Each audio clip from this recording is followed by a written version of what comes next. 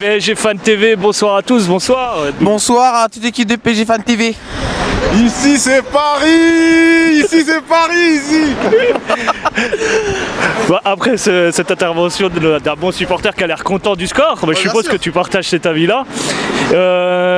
On met 4-1 cette fois-ci à nouveau. Et on suppose en tout cas que nos attaquants s'entendent plutôt bien et qu'il y a une alchimie devant. Oui, c'est bien ce que tu viens de dire. Il y a une grosse alchimie offensive avec Icardi, Mbappé et Neymar qui se trouvent, qui arrivent à perturber les défenses grâce à leur qualité de mouvement et de déplacement avec ou sans ballon. Icardi peut être couché au sol, il va toujours en mettre un. La preuve contre Marseille, là ce soir encore, il met un but de couché. Neymar qui a porté le jeu, qui a été encore une fois de plus le pourvoyeur des ballons de Kylian Mbappé, qui a claqué un doublé, qui a fait un très gros match. Je suis très satisfait du résultat et de la qualité du football produit par nos joueurs. Surtout pour la dernière de cette année 2019 et la dernière de cette décennie qui nous aura transmis tellement d'émotions dans le sens positif ou négatif. Donc on ne peut qu'être content de cette victoire. Je vais t'amener sur un petit point parce que face à l'alchimie qu'il y a, qu'on voit après les buts et les célébrations qu'il y a, il semblerait que quand je vois ça, quelque part ça met en retrait un peu Cavani qui n'est pas dans cette entente justement.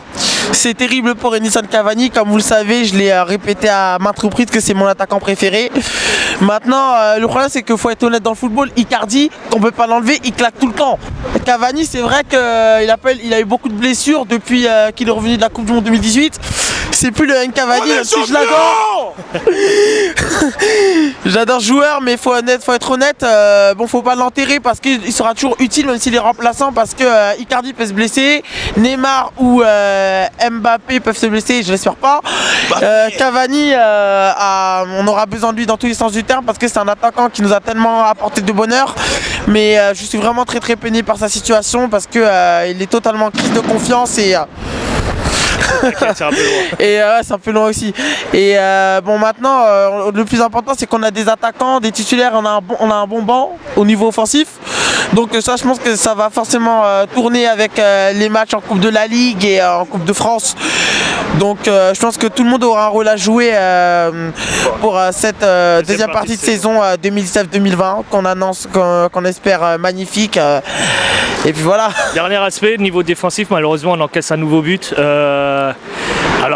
C'était suite à la sortie de Thiago Silva et la rentrée de Kerrer et Marquinhos, défenseur central. Quelle conclusion tu peux faire malheureusement avec plusieurs matchs de notre défense? Notre défense dans l'ensemble elle a quand même progressé dans la mesure où on a un grand gardien maintenant qui est Keylor Navas. Ensuite la défense, on a fait beaucoup de matchs sans encaisser de buts au parc jusqu'à ce qu'on perde contre Reims. Bon, après c'était un accident de parcours. Marquinhos, comme je vous l'avais répété, comme je vous l'ai déjà répété, il doit être en défense centrale, même ce soir il fait son match.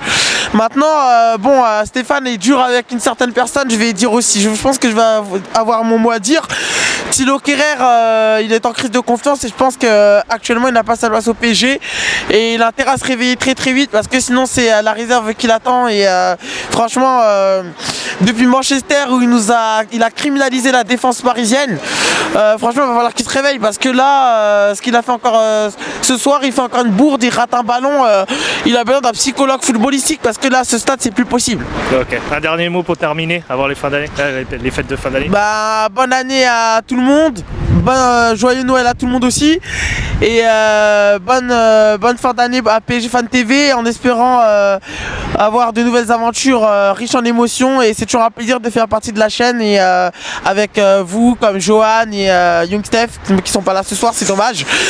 Et voilà, on attend le prochain after game, on attend toute la saison sur PSG Fan TV. PSG Fan TV c'est la vie et merci à PSG Fan TV de nous transmettre tant d'émotions et bonne année 2020 à tout le monde. Merci pour tes mots et puis bon anniversaire pour demain. Oui, bon anniversaire pour demain, 27 ans, ça va très vite, on recommence à approcher la trentaine mais on prend ça avec philosophie. Je te remercie encore, allez, à très vite. Merci, bonne soirée.